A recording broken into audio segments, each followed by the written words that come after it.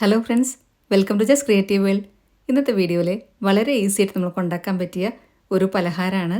വാഴയിലയിൽ നമ്മളിത് ഉണ്ടാക്കുമ്പോൾ ഇതിൻ്റെ രുചിയും മണവും ഒന്നും കൂടെ കൂടും. ഇത് കുട്ടികൾക്കൊക്കെ സ്നാക്ക് ഐറ്റമായിട്ട് സ്കൂളിൽ കൊടുത്തുവിടാൻ നല്ലതാണ്. അല്ലെങ്കിൽ 4 മണി പലഹാരമായിട്ടും എടുക്കാം. അപ്പോൾ നമുക്ക് നോക്കാം ഇതെങ്ങനെയാണ് എളുപ്പത്തിൽ തയ്യാറാക്കുന്നത് എന്നുള്ളത്.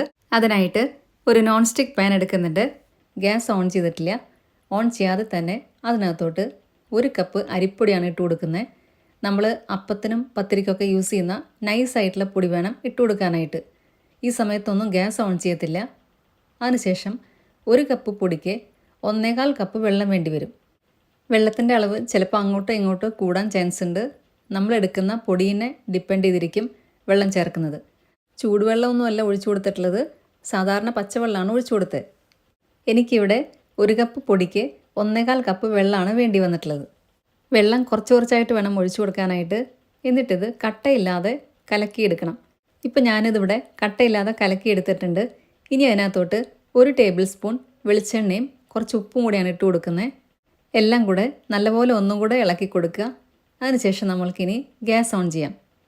ഇനി ഇത് കൈവിടാതെ അങ്ങ് ഇളക്കിക്കൊണ്ടിരിക്കണം. ഇതിലത്തെ വെള്ളമെല്ലാം വറ്റി നമ്മൾ വാട്ടിയെടുക്കുന്ന പോലെ നല്ല കട്ടിയായിട്ട് അങ്ങ് വരും. ആ രൂപത്തിലാവുന്ന വരെ ഇത് ഇളക്കിക്കൊണ്ടിരിക്കുക. കൈവിടാതെ തന്നെ ഇളക്കിക്കൊണ്ടിരിക്കണം, അല്ലെങ്കിൽ ചിലപ്പോൾ അടുക്കി പിടിക്കാൻ ചാൻസ് ഉണ്ട്. അതുപോലെ തന്നെ നോൺ സ്റ്റിക്കിൻ്റെ പാത്രമാണെങ്കിൽ അടുക്കി പിടിക്കത്തില്ല, നമ്മൾക്ക് ഈസി ആയിട്ട് ഉണ്ടാക്കിയെടുക്കാനും പറ്റും. ഇപ്പോൾ ഇതിനകത്തെ വെള്ളമെല്ലാം ഓൾമോസ്റ്റ് വറ്റിയിട്ടുണ്ട്, നല്ലപോലെ കുഴഞ്ഞു വന്നിട്ടുണ്ട് ഇത്. ഇനി നമ്മൾക്ക് ഗ്യാസ് ഓഫ് ചെയ്യാം. ഒരുപാട് ഹാർഡാക്കേണ്ട ആവശ്യമില്ല. ഈ സമയത്ത് ഞാൻ ഗ്യാസ് ഓഫ് ചെയ്തിട്ടുണ്ട്.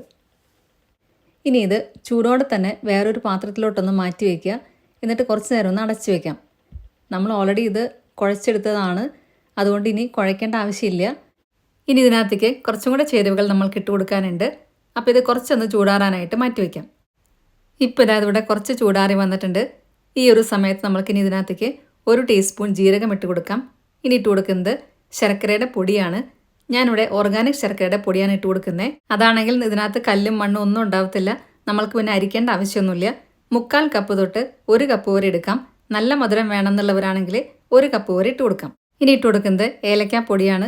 ഏലക്കയുടെ ഉള്ളിലത്തെ കറുത്ത സീഡ് മാത്രമായിട്ട് എടുത്ത് പൊടിച്ചെടുത്തതാണ്. 1 ടീസ്പൂൺ ഇട്ട് കൊടുത്തിട്ടുണ്ട്. പിന്നെ വേണ്ടത് തേങ്ങച്ചിരവിതാണ്. 1 കപ്പ് തേങ്ങച്ചിരവിതും കൂടി ഇട്ട് കൊടുക്കുന്നുണ്ട്. ഇനി ഇത് എല്ലാം കൂടെ നന്നായിട്ടൊന്ന് കുഴച്ചെടുക്കുക. നല്ല മയത്തിൽ വേണം കുഴച്ചെടുക്കാനായിട്ട്. നല്ല പോലെ ഇതെല്ലാം മിക്സായിട്ട് വരണം. ചെറിയ ചൂടിൽ തന്നെ നമ്മളിത് കുഴച്ചെടുക്കുകയാണെങ്കിൽ ശർക്കരയൊക്കെ എല്ലാ ഭാഗത്തേക്കും നല്ല പോലെ മിക്സായി കിട്ടും. ഇപ്പോൾ ദാ ഞാനിതിവിടെ നന്നായി കുഴച്ചെടുത്തിട്ടുണ്ട്. ഇനി ഇതിനകത്തുനിന്ന് കുറേശ്ശെ എടുത്തിട്ട് നമ്മൾക്ക് ഉരുളകളാക്കാം. ഇത് ഏത് ഷേപ്പിൽ വേണമെങ്കിൽ നിങ്ങൾക്ക് ഉണ്ടാക്കാം. പെട്ടെന്ന് ഉണ്ടാക്കാൻ പറ്റിയൊരു പലഹാരം കൂടിയാണിത്. ഞാനിവിടെ വാഴയിലേക്കകത്താണ് ഇത് ഉണ്ടാക്കുന്നത്. ഇത് വാഴയിലേക്കകത്ത് വെച്ചിട്ട് ഇതേപോലെ ഒന്ന് പ്രസ് ചെയ്ത് കൊടുക്കുന്നുണ്ട്. ഇനി ഇത് നമ്മൾ സമൂസയൊക്കെ മടക്കുന്ന പോലെ ഒരു ട്രയാങ്കിൾ ഷേപ്പിലാണ് ഞാനിത് മടക്കുന്നത്. കുറച്ചൊന്ന് പ്രസ് ചെയ്ത് കഴിഞ്ഞാൽ ഇതിൻ്റെ തിക്നെസ്സും കുറച്ച് കുറയും. കുറച്ച് തിക്നെസ് കുറഞ്ഞിട്ടിരിക്കുന്നതാണ് നല്ലത്. അപ്പോഴാണ് നമുക്ക് പെട്ടെന്ന് വേവിച്ചെടുക്കാൻ പറ്റുക. ഇങ്ങനെ മടക്കി കൊടുത്തതിന് ശേഷം ഇത് ഒന്നും കൂടി ഒന്ന് പ്രസ് ചെയ്ത് കൊടുക്കുക. അപ്പം ഇത് വാഴയിലേക്കകത്ത് എല്ലാ ഭാഗത്തേക്കും ഒരേപോലെ ആയി കിട്ടും. ഞാനിത് പ്രസ് ചെയ്തതിന് ശേഷം ഒന്നും കൂടി ഒന്ന് തുറന്ന് കാണിക്കുന്നുണ്ട്. ഇത് തുറക്കേണ്ട ആവശ്യമില്ല, നമ്മൾ പ്രസ് ചെയ്ത് കഴിഞ്ഞാൽ ശരിക്കും കാണാൻ വേണ്ടിയിട്ടാണ് ഞാനിത് തുറക്കുന്നത്.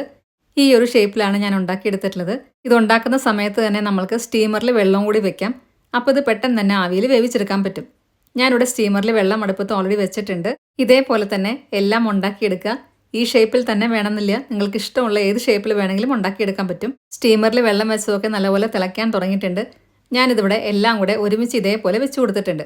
കുറച്ച് ഗ്യാപ്പ് ഇട്ടിട്ട് വേണം വെക്കാനായിട്ട്, എന്നാലാണ് അടിഭാഗത്തുള്ളതൊക്കെ പെട്ടെന്ന് വെന്ത് കിട്ടുക. ഇനി നമ്മൾ അടയൊക്കെ വേവിക്കുന്ന പോലെ 10 തൊട്ട് 15 മിനിറ്റ് വരെ ഇത് മീഡിയം ഫ്ലെയിമിൽ വേവിച്ചെടുക്കാം. ഇപ്പോൾ ഇതിവിടെ 15 മിനിറ്റ് കഴിഞ്ഞിട്ടുണ്ട്. നമ്മളുടെ പലഹാരം ഇവിടെ റെഡിയായി കഴിഞ്ഞു. ഇനി ഇത് കുറച്ചൊന്ന് ചൂടാറിയതിന് ശേഷം നമ്മൾക്ക് ഇതിനകത്ത് നിന്ന് എടുത്ത് മാറ്റാം. ഇപ്പം ഞാനിവിടെ ഫ്ലെയിം ഓഫ് ചെയ്തിട്ടുണ്ട്. ഫ്ലെയിം ഓഫ് ചെയ്തതിന് ശേഷം 5 മിനിറ്റ് ഇതൊന്ന് തുറന്നു വെക്കുക. ഇതിൻ്റെ ചൂടൊന്ന് പോയതിന് ശേഷം നമ്മൾക്കിത് വേറെ പ്ലേറ്റിലോട്ട് എടുത്ത് മാറ്റാം. ഇപ്പോൾ ഇതാ ഞാനിതിവിടെ പ്ലേറ്റിലോട്ട് വെച്ചിട്ടുണ്ട്. നമ്മൾക്കിത് തൊടാൻ പറ്റുന്ന ചൂടേ ഇപ്പോൾ ഉള്ളൂ. നല്ല ടേസ്റ്റി ആയിട്ടുള്ളൊരു പലഹാരമാണിത്. ചെറിയ ചൂടിൽ തന്നെ കഴിക്കുന്നതാണ് കൂടുതൽ ടേസ്റ്റ്. നമ്മൾ ഇട്ട് കൊടുത്ത ജീരകത്തിൻ്റെയും ഏലക്കയുടെയൊക്കെ നല്ലൊരു ടേസ്റ്റ് ആയിരിക്കും. കുട്ടികൾക്കും വലിയവർക്കും ഒരേപോലെ ഇഷ്ടപ്പെടുകയും ചെയ്യും. തിരക്ക് പിടിച്ച ദിവസങ്ങളിലൊക്കെ നമ്മൾക്ക് പെട്ടെന്ന് ഉണ്ടാക്കാൻ പറ്റിയൊരു പലഹാരം കൂടിയാണിത്. ഒരുപാട് ചേരുവകൾ നമ്മൾക്ക് ആവശ്യമില്ല.